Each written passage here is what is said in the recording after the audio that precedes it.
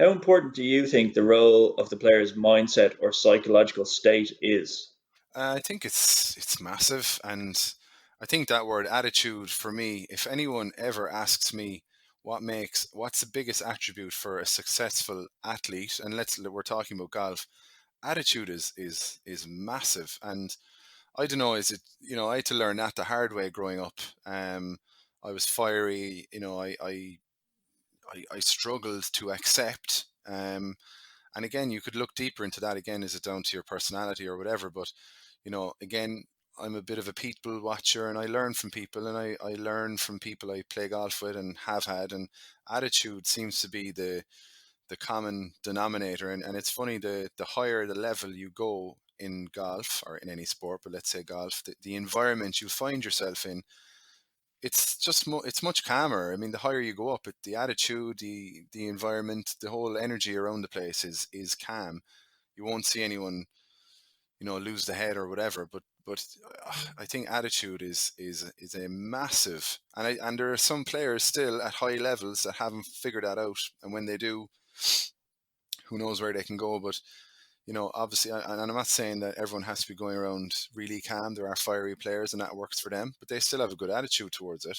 And I think, for kids coming into golf, especially let's say high performing kids coming into panels or Irish panels, provincial panels, um, developing a good attitude to what they're trying to achieve, I think sets them up to be successful players for sure.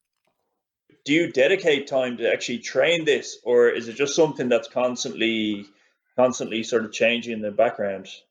I think I think there has to be a certain awareness if the attitude is a problem. And I'll talk about myself. I mean, you know, I went I went to college in the States, and I seem to have worked it out better there. But I was aware of it. I was certainly aware when I came back that it still wasn't where it should be. And it was just acceptance. One leads to another. Your levels of acceptance. I mean, the game is going to throw up situations that we're not going to like on a daily basis. And it's funny when you look at golf and you see guys losing their head, you kind of say, listen, you're playing at a high level at a game that you're probably going to fail more than you succeed uh, through results or the actual shots you're trying to play. So acceptance has to be, I think, ingrained or really spoken about a lot more for people coming into golf, because if you can't accept, it's very, very hard to push on, and then it affects your attitude, and then I think the whole house of cards can fall from there. So it's an absolute huge asset for anyone who wants to be good at golf. And what about actual, like I was saying, so you don't really dedicate time to it. You're saying you more, it's something that you're aware of in the background.